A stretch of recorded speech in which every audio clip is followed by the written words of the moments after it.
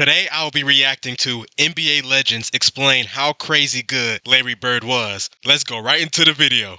The man from Indiana who gave us an 80s to remember by lighting up a battle between the Celtics and the Lakers will forever be heralded as one of the players who saved basketball. Bird and Magic's coast-to-coast war and jaw-dropping styles gave the NBA the boost it needed before the emergence of Michael Jordan. But for Bird, with 3 titles, 2 Finals MVPs, and 3 consecutive MVP seasons, some forget just how good he really was. Today we look at NBA players explaining how crazy good Larry Bird was in his prime.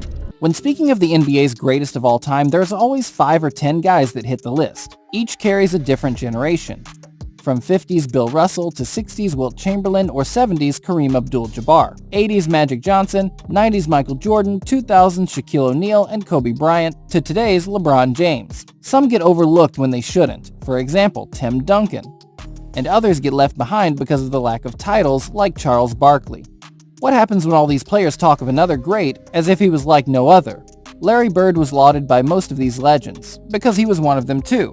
He was consistent, tough, offensively masterful, and one of the first big guys to shoot many three-point shots. LeBron James spoke candidly in an interview about how he was one of the few guys ever to win a three-point contest with a warm-up shirt on. LeBron referring to the time Larry won his 3rd consecutive three-point contest. James continued, "For young guys that don't know him, they think of Larry Bird as a jump shooter. But he was so much more than that. He was a passer. He averaged double-digit rebounds. He defended, he took charges. And, he's a straight-up complete basketball player, and me as a small forward." Later in his career, LeBron adapted his game to the new way of basketball, which was a charge led by the Golden State Warriors in shooting more from behind the arc. LeBron wasn't lying. Larry Bird is one of the greatest all-around players in NBA history, for sure. LeBron said straight facts about Larry Bird. To the new way of basketball, which was a charge led by the Golden State Warriors in shooting more from behind the arc. LeBron was considered a big guy, but began shooting more threes and no doubt was heavily influenced by the fact that Larry Legend had already achieved this feat in the 80s. In another interview when asked about his top 3 of all time, LeBron put Larry Bird firmly in there with MJ and Dr. J. My God, 3, Larry Bird, Dr. J. Michael. Shaq had a very different opinion on Larry initially. He said he disliked Bird because he was jealous. He thought, how could this regular-looking guy do everything? Never really had a chance to play against Larry Bird, but I actually used to hate Larry Bird. I hated him. Shaq soon realized as he grew older and wiser that despite getting the luck of the Irish with the Celtics, Larry made his own luck when it came to shooting the ball. Shaq, at 7'1", of course, had a completely different style of game at the time. He was built to the max and used brute force to impose his will on the defense and rack up the points, blocks, and rebounds. Shaq was also faster than most give him credit for, particularly in the early part of his career. O'Neal the rebound, now the Magic with a final shot chance. O'Neal runs the floor, takes it all the way. Oh yeah, no, Shaq was a beast. Oh yeah, Shaq was a dog. In my opinion, he might be the most dominant center in NBA history. Faster than most give him credit for, particularly in the early part of his career. O'Neal the rebound, now the Magic with a final shot chance. O'Neal runs the floor, takes it all the way. Bird was notoriously slow, which was all the more testament to his skill set, but his basketball IQ was just on a different planet. He once sank a shot from behind the backboard, which O'Neal chalked down to a fluke following a bet with his friend. Cam Vincent to Bird, and it goes in! It doesn't count, but it goes in! I've seen everything! Shaq never really got the chance to play against Larry Bird, which is unfortunate, because I don't think it would have taken him so long to recognize greatness. On the other hand, 6-time NBA champion Kareem Abdul-Jabbar battled Bird on numerous occasions while playing with the Showtime Lakers. Bird got the better of him in the 1984 finals, and took another 2 in a decade that was largely dominated by the purple and gold. Kareem spoke about how Larry might have been the best he had played against, and said, "How good was Michael Bird? Jordan. I don't think people look at him and think, oh, he's a white guy, slow guy. The chubby white guy, he wore us out, man. Because he just, this muscle here, the one between his ears, Yeah. that was his best, because he made the three-pointers and he had assists and rebounded, steals. He was always at the right place at the right time on the court. One of the great players, I had the opportunity to play against. Larry Bird, he was a smart player. He had a very high basketball IQ. For NBA standards, like I wouldn't say he wasn't the most athletic. So like him using his skills, of course, he was very skilled, can shoot, pass, didn't have a bad handle at all. He had a post game. Like Kareem said, he was always there at the right time. But his basketball IQ, I think that helped him the most in his NBA career. He was very smart. On the court, one of the great players, I had the opportunity to play against. 11-time All-Star Charles Barkley, a regular season MVP during a star-filled 90s, was once asked, "Are you better than Bird?" And he took a long pause before answering, which is very telling. Am I better than Bird? Oh man, that's a great question. Most great players respond immediately with how they think they're the best because you have to have that kind of mentality in order to get to the top. Instead, Barkley answered, I'm a better rebounder. I'm probably a better defender. He's a better shooter, obviously. A lot of people talk about who's better. But you have to have that mentality. No, you know. I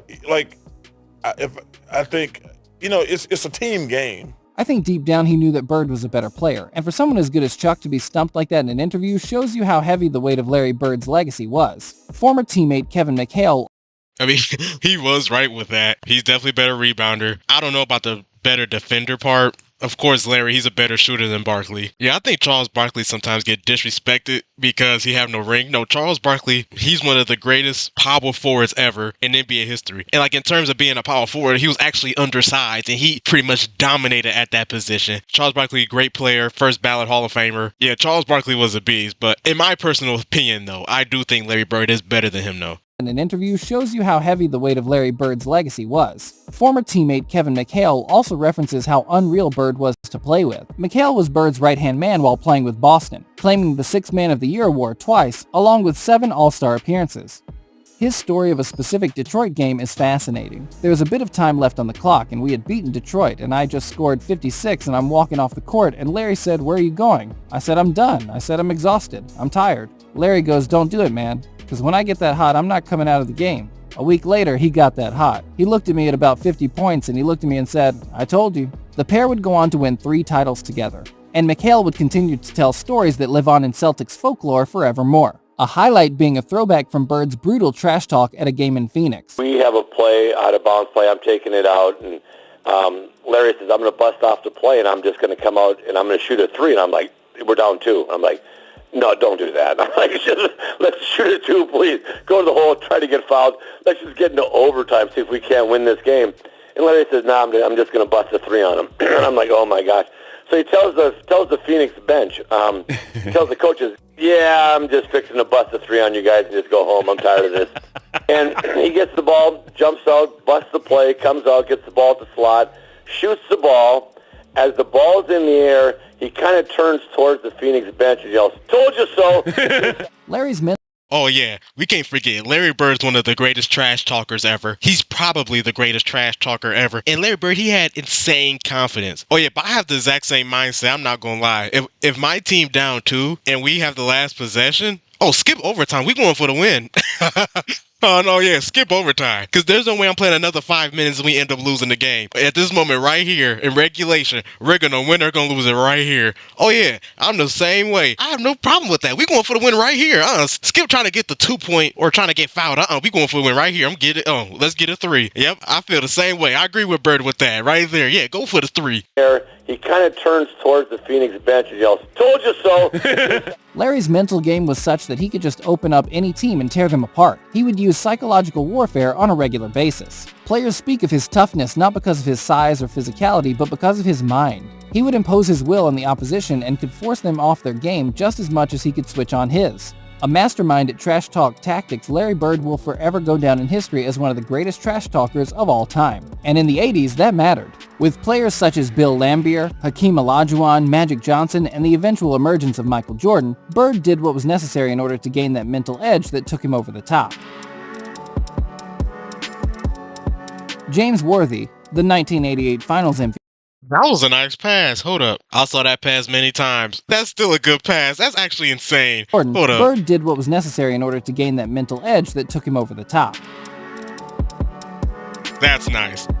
James Worthy, The 1988 Finals MVP simply stated that Larry was trash-talking all the time, but the problem was he could back it up. Yeah, he could back it up. So when you're arrogant and you can back it up, you're not arrogant, you're just good. And Larry was good. Even Werther's former teammate Magic Johnson spoke on the fact that he had a real dislike for Larry Bird as far back as their college playing days for the very reason that Larry would constantly get the better of him. Johnson claimed in a recent interview during a press build-up for the Broadway play about the pair that after he beat Larry in the NCAA championship game in 1979, the most-watched college basketball game ever, by the time he got to the Lakers, they were 0-8 to the Celtics. You had to hate the Celtics to beat them because when I got here, we were 0-4, I think 8, and then the first time against the Celtics and then in championship series, and then we lost that in '84. That made us 0-9, I believe. And later is quoted as saying, "When I played, Larry Bird was the only one I feared." Not bad when hearing it from a 5-time champion and one of the true great basketball players of all time. Like James Worthy said about Larry Bird trash talking, if you trash talk, you gotta back it up. And Larry Bird, he definitely backed it up. I think that's what most athletes. If you talk trash and you're not that good, no one's gonna take you serious. But if you talk it trash and you back it up, oh yeah, that's how respect, fear, intimidation, all of that come in. Regarding Magic Johnson though, oh yeah, I know he got high respect for Larry Bird because pretty much during the 80s, that was his only competition. Larry Bird, Magic Johnson, whoever you think better, those was the best two players in the league during the 80s. By far. So I totally understand Magic Johnson say he really feared Larry Bird because that was his only competition in the 80s. They was the best two players in the 80s. In the Lakers and Celtics, they were the best two teams in the 80s. 9, I believe. And later is quoted as saying, "When I played, Larry Bird was the only one I feared." Not bad when hearing it from a 5-time champion and one of the true great basketball players of all time. At the 2019 NBA Awards, Johnson received the NBA Lifetime Achievement Award, but it was shared with guess who? Larry Bird. Bird was simply the king of talking the talk, then actually going out and walking the walk. Listen, man, retirement is great for you because you never talked this long. Dominique Wilkins recounts one of the most famous games where Larry Bird promised Kevin McHale he was going to break McHale's record against Atlanta. Wilkins said, "He got so hot in that game that you talk about that patented step back. He was doing that step back, and he switched it to his left hand 3 separate times in that game. And hit a 3. He was scoring anywhere on the floor that he wanted. Is this when the bench was giving each other 5? The bench was giving each other 5. So did you get in a fight with them after the game? Forget Larry. Did you beat anybody on the bench? Because you giving 5, he's scoring on me. Every one of those guys got fined $3,000. Okay. Larry's legend lives on because of the That's funny. Why Steve Smith do that? He like, ooh.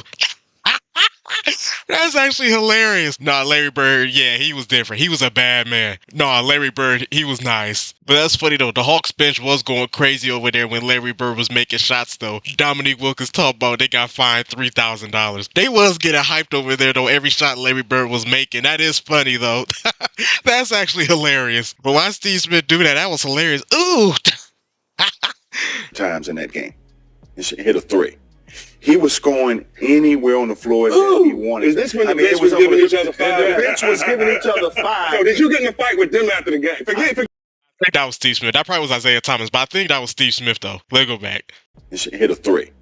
He was scoring anywhere on the floor that he wanted. Is this when the bench was giving each other 5? The bench was giving each other 5. So did you get in a fight with them after the game? Forget Larry. Did you beat anybody on the bench? Because you giving 5, he's scoring on me. Every one of those guys got fined $3,000. Okay. Larry's legend lives on because of the greats that want to tell them. The reason there's a list of top 10 players who consistently call Bird their toughest opponent or one of their all-time greats is because Larry himself is in that list. Larry is a top 10 baller of all time. His style doesn't matter when his skill sinks the opposition. Because above all, the opposition will remember. They'll remember the steals, the shots, the clutch plays, and the trash talk. They'll remember the Bird from the early 80s, not from the early 90s. The Larry who stepped out on the court in his warm-up jacket and made Michael Jordan recoil in envy. MJ announced, He ain't took off his top yet. Oh, yeah. I didn't see when he took off his top. Well, when Bird did, it was all business. He may as well have taken a mop and bucket to the floor because he was about to clean up. He was an impetuous and never relenting opponent that took the life from anyone who stepped onto his battlefield.